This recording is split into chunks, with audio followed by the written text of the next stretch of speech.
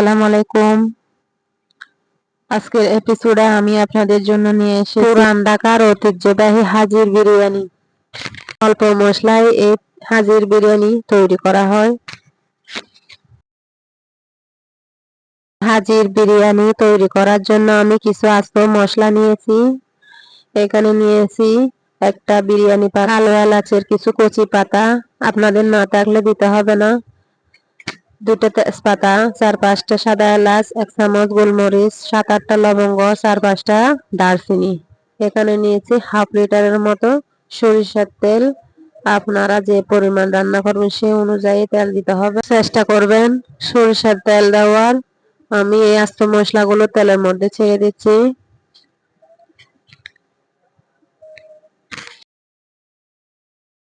ধাপে আমি এই মশলাগুলো অ্যাড করব। এবার দিয়ে দিচ্ছি আমি 1 বাটি পেঁয়াজ কুচি,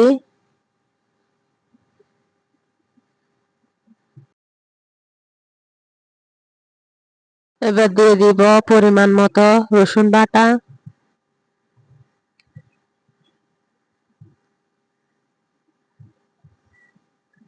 দিয়ে দিচ্ছি আদা বাটা, কিছু আস্ত মশলা নিয়েছি, 4-5 টুকরা নিয়েছি দারচিনি, 2 চামচের মতো নিয়েছি শাহি জিরা, 7-8টার মতো লবঙ্গ, 1 চামচ গোলমরিচ। এখানে আরো নিয়েছি অর্ধেক করে নিয়েছি জয়ফল, জয়ত্রী, সাদা এলাচ। এবার আমি এগুলাকে না টেলে শিলপাটায় বেটে নিব। শিলপাটায় বাটা হয়েছে। এবার এই মশলাগুলো আমি বাকি মশলার মধ্যে ছেড়ে দিচ্ছি। এবার নাড়াচাড়া করে মিশিয়ে নিচ্ছি মশলার কাঁচা গন্ধ চলে যাওয়া পর্যন্ত।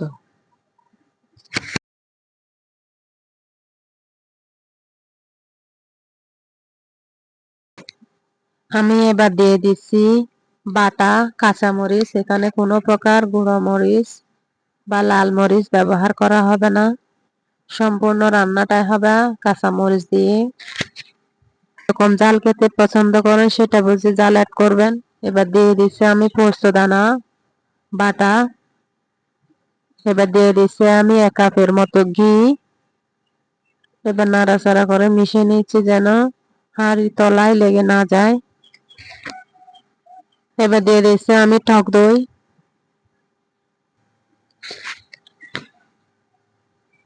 এবার আরো একটু মিক্স করে নিয়ে এবার দিয়ে দিব আমি 4 কেজির মতো গরুর মাংস।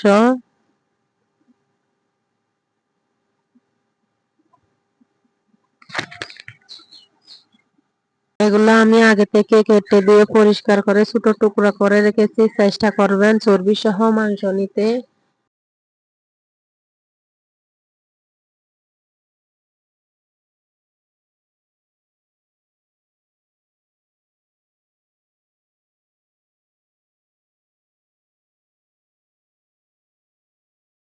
এবার দিয়ে দিচ্ছি স্বাদ মতো লবণ।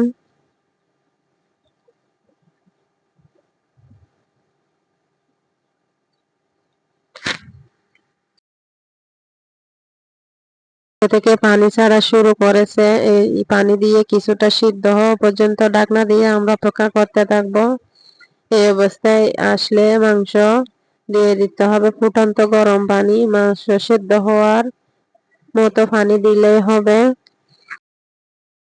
চেষ্টা করবেন ফুটন্ত গরম পানি দিতে, না হলে মাংস কাঁচা পানি পড়লে শক্ত হয়ে যাবে।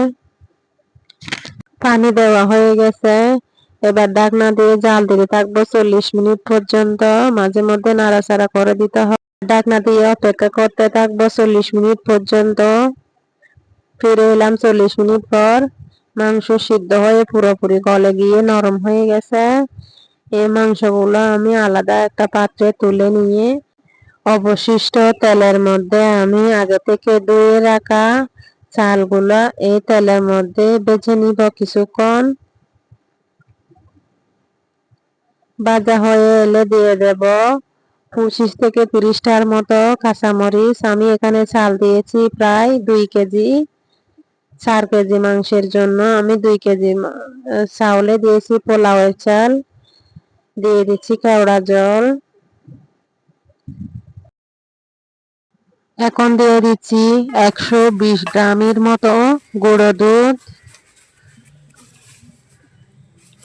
আবারও চালের সাথে গুঁড়ো দুধ মিশিয়ে দিয়ে ফুটন্ত গরম পানি দিয়ে দিতে হবে। যতটুকু চাল নেবেন তার ডাবল পানি দিতে হবে। চেষ্টা করবেন ফুটন্ত গরম পানি দিতে। এবার আমি লবণ টেস্ট করে নিচ্ছি।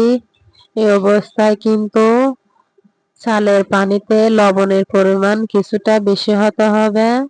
চাল সিদ্ধ হয়ে ফুটে এলে লবণটা পারফেক্ট হবে। এই 10 মিনিট পর চালের পানি সবগুলা শুকিয়ে গেছে। এবার আমি আগে থেকে তুলে রাখা মাংসগুলা এই চালের মধ্যে দিয়ে দিব। তারপর নাড়াচাড়া করে ভালো করে চালের সাথে মিশিয়ে দিব। এই অবস্থায় চুলার জাল কমিয়ে দিতে হবে। এর সাথে মাংস ভালো করে মিশিয়ে দেওয়া হয়ে গেলে এবার ঢাকনা দিয়ে অপেক্ষা করতে হবে মাংস চালগুলো ভালো করে সিদ্ধ হয়ে যাওয়া পর্যন্ত। এবার 10 মিনিট পর আবারও ফিরে এলাম। চালগুলো ফুটেছে কিনা একটু টেস্ট করে দেখি।